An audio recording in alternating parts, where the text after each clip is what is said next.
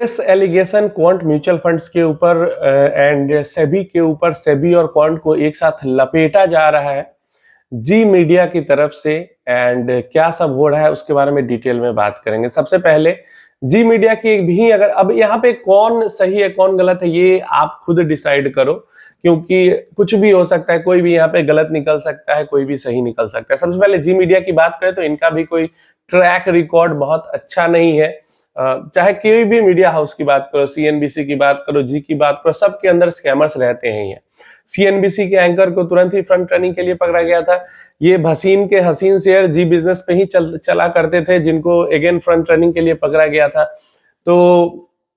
सब दूध के धुले कौन कौन है आपको पता है, लेकिन जी बिजनेस का फ्रेश एलिगेशन है कि quant mutual fund house, SEBI और एक फिक्सर, ये तीनों लोग मिलके फ्रंट रनिंग इनसाइडर ट्रेडिंग कर रहे थे। और इनका आरोप ये भी है कि सेबी ने जो रेड किया क्वांट म्यूचुअल फंड हाउस पे, उसके अंदर सेबी को बहुत कुछ मिला, लेकिन कुछ पॉलिटिशियंस के दबाव में आके, कुछ कॉर्पोरेट हाउसेस के दबाव में आके, और क्योंकि जो संदीप टंडन जी है इनकी फ्रेंडशिप है ब्यूरोक्रेट से, पॉलिटिशियन से, कॉर्पोरेट हाउसेस से, इस कारण से सेबी चीफ ने क्वांट म्यूचुअल फंड के ऊपर कोई भी जो है वहां पे कोई फाइन वगैरह या कुछ भी, मतलब कुछ नाम ही नहीं लिया उसके बाद, ऐसा एलिगेशन है। इनका कहना है कि quant mutual fund house, SEBI और आई थिंक कैपिटल ब्रोकिंग नाम बताया, जिसके एक राजेश नाम का एक वहां पे बंदा है जिसका मेजॉरिटी शेयर होल्डिंग है कैपिटल ब्रोकिंग में शायद, ये तीन लोग मिलकर फ्रंट रनिंग चला रहे थे। अब ये एलिगेशन जो है, एक तो मैं जी बिजनेस ने दो यहाँ पे क्वेश्चन बहुत बड़े उठाए हैं, और मैं आपको कहता हूं ना कि ज्यादातर जो म्यूचुअल फंड कंपनी है वो डिफरेंट करके ज्यादा रिटर्न निकालने की कोशिश क्यों नहीं करती है,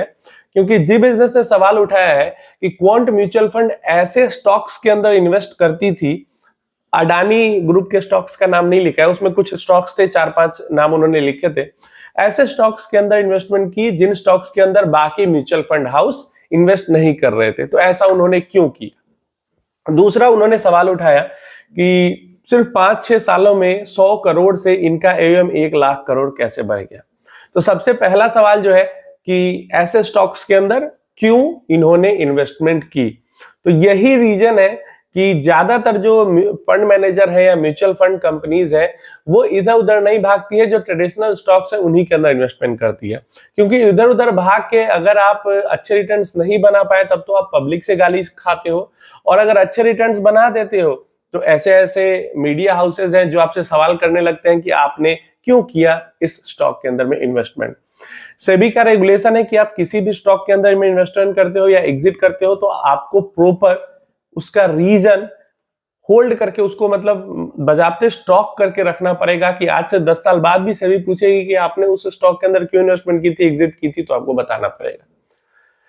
तो क्वांट ने ये सब करके रखा होगा, बट फिर भी जी बिजनेस है ये उठा रही है क्वेश्चन कि आपने इन सब स्टॉक्स के अंदर क्यों इन्वेस्टमेंट किया जबकि बाकी फंड हाउस नहीं कर रही थी। इसके अलावा अगेन कि ये क्वेश्चनेबल है कि इतनी जल्दी इतना ज्यादा एयूएम क्यों बढ़ गया। तो भाई अगर रिटर्न कोई म्यूचुअल फंड अच्छे बना के देगी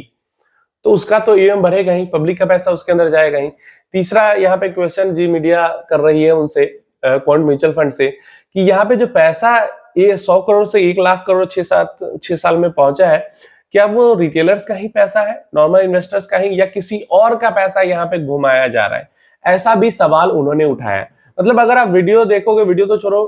आर्टिकल उनका पढ़ोगे तो बहुत हद तक लगता है कि क्या कोई पेड आर्टिकल है, मतलब किसी ने पैसे दिए इनको ये आर्टिकल लिखने के लिए। मुझे नहीं पता दिए या नहीं दिए, लेकिन आर्टिकल देख के वैसा ही लगता है, जिस तरीके से एग्रेसिव तरीके से इल्जाम सभी के ऊपर, सभी चीफ के ऊपर लगाया गया है वहां पे, वो बिल्कुल ही लगता है कि जैसे कोई पेड आर्टिकल इन्होंने लिखा है वैसा। कुल मिला के इनका भी अगर हम पूरा आर्टिकल देखते हैं तो इन्होंने कुछ नया नहीं लिखा। जो एलिगेशंस वहां पे लगे थे, जो एलिगेशन को सेबी ने वहां पे इन्वेस्टिगेट किया था, वही एलिगेशन इन्होंने बताया, बस उसके साथ नाम जोड़ दिया कि अब उस चीज में सेबी भी मिल गई है और सेबी से मिलजुल के काम हो रहा है। सेबी ने वहां पे एक्शन नहीं लिया क्योंकि उनकी फ्रेंडशिप है क्वांट म्यूचुअल फंड के साथ, बस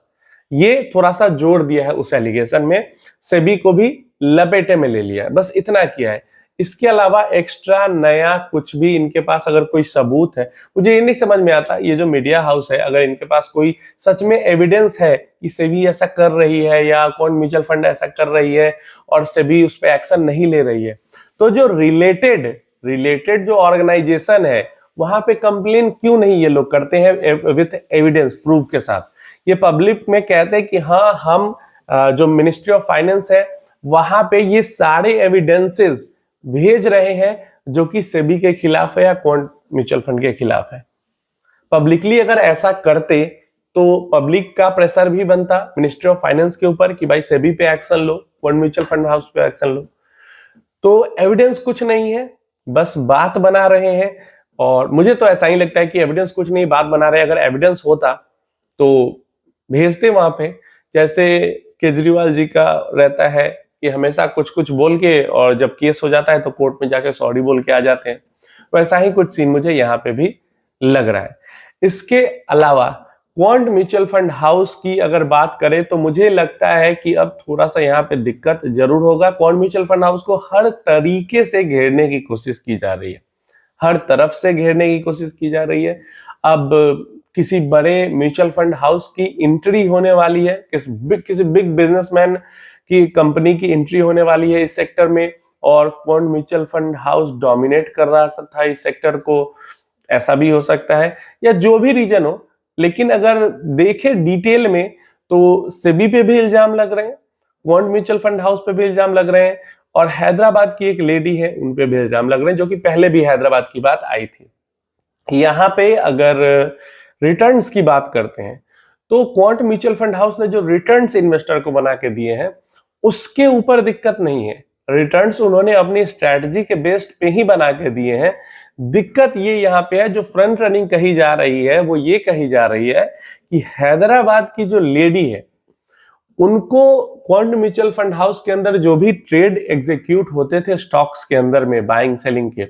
उससे पहले वो इंफॉर्मेशन उन हैदराबाद की लेडी तक पहुंचा दी जाती थी और वो अपने पर्सनल पोर्टफोलियो में वो ट्रेड पहले एग्जीक्यूट कर देते थे बाई का या सेल का, जिससे कि उन्हें प्रॉफिट होता था। मतलब म्यूचुअल फंड हाउस के अंदर ट्रेड एग्जीक्यूट किया जा रहा है उससे पहले उस लेडी को इंफॉर्मेशन पहुंच रही है और वो लेडी उसका फायदा उठा रही है। इसी को फ्रंट रनिंग कहते हैं कि किसी बड़े इंस्टीट्यूशन के एग्जीक्यूट करने से पहले कोई पर्सनली अपना फायदा उठा लिया, फ्रंट रनिंग कर लिया, मतलब पहले दौड़ के अपना फायदा कर लिया।